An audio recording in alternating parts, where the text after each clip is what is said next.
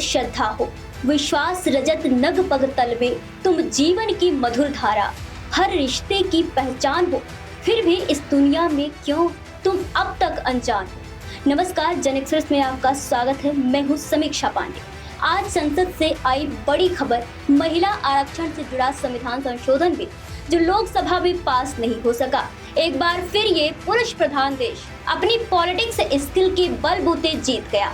लोकतंत्र और समानता का बखान करते ना थकने वाले देश में महिलाओं की बराबरी की बात संसद में उठाई तो गई, लेकिन सड़क तक पहुंचने से पहले ही गिरा दी गई। बहरहाल पहली बार कोई बिल पास न होने के बाद सियासत पूरी तरह गर्मा गई है। बताते चले कि 3 दिवसीय विशेष सत्र के दौरान 131वां संविधान संशोधन बिल पेश किया गया था, जिसमें महिला आरक्षण और परिसीमन से जुड़े प्रावधान शामिल किए गए थे। दोस्तों, जब वोटिंग हुई तो बिल को जरूरी 2/3 बहुमत नहीं मिल सका। बिल के पक्ष में पड़े 298 वोट, जबकि विरोध में 230 वोट डाले गए। यानी आंकड़ों के हिसाब से बहुमत तो मिला, लेकिन संविधान संशोधन के लिए जरूरी संख्या नहीं जुटा पाई। लोकसभा अध्यक्ष ओम बिरला ने भी साफ कहा कि मत विभाजन में बिल आवश्यक समर्थन नहीं जुटा पाया, इसे आगे विचार के लिए भी नहीं लिया जा सकता। यानी बिल शुरुआती स्तर पर ही गिर गया। बिल गिरते ही आरोप प्रत्यारोप का दौर तेज हो गया। बता दें कि यूपी के सीएम योगी आदित्यनाथ ने लोकतंत्र का काला अध्याय बताया है इसे। उन्होंने कहा है कि महिला आरक्षण बिल पास न होना भारत माता के सम्मान पर आघात है और ये देश की मातृशक्ति के साथ धोखा है। सीएम योगी ने विपक्ष पर तीखा हमला करते हुए कहा है कि नारी इस अन्याय को याद रखेगी और समय आने पर जवाब देगी।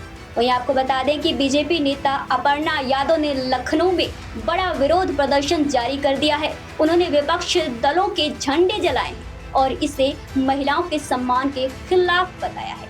सोशल मीडिया पर भी उन्होंने तीखी भाषा का इस्तेमाल करते हुए विपक्ष की तुलना महाभारत के दुर्योधन दुशासन से की है। उन्होंने साफ कहा है कि ये सिर्फ एक बिल नहीं बल्कि महिलाओं के अधिकारों की लड़ाई है। वहीं कैबिनेट मंत्री संजय निषाद ने कहा है कि जो भी शोषित और वंचितों के खिलाफ गया है उसका राजनीतिक पतन हुआ है। वहीं अब मैथिली ठाकुर ने भी विपक्ष पर हमला करते हुए कहा है कि महिला आरक्षण का विरोध देश की आधी आबादी के अधिकारों पर सीधा हमला है। इन सब के बीच लोकसभा में नेता प्रतिपक्ष राहुल गांधी ने इसका समर्थन किया है। राहुल गांधी ने क्या कहा है? उन्होंने कहा है कि ये महिला आरक्षण बिल नहीं बल्कि संविधान पर हमला था। उन्होंने दावा किया कि विपक्ष ने इस हमले को रोक दिया है।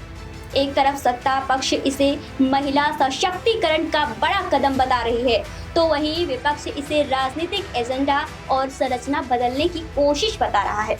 बीजेपी नेताओं का कहना है कि पहले भी 1996, 1998 और 2003 में ऐसे प्रयास रुक चुके हैं और अब 2026 में फिर वही स्थिति देखने को मिली है।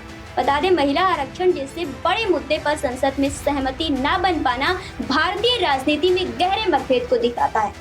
अब सवाल यही है कि क्या भविष्य में ये बिल दोबारा आएगा और क्या तब राजनीतिक दल एकमत हो पाएंगे? क्योंकि जब बात महिलाओं की रक्षा के लिए आई, ये कहना कोई गलत नहीं है कि जब बात महिलाओं के अधिकार की आई तो संसद में देखा गया कहीं ना कहीं कि विपक्ष और पक्ष एक साथ होते नजर आए और इसीलिए ये बिल पास नहीं हो पाया। फिलहाल इस बिल पर आगे क्या कार्रवाई होती है और इसको पास करने की कोशिश की जाती है या इस मुद्दे को यहीं पर दबा दिया जाता है, ये देखना होगा आने वाले समय में। तब तक के लिए बने रहिए जन एक्सप्रेस में हमारे साथ। मिलते हैं तमाम खबरों में। नमस्कार।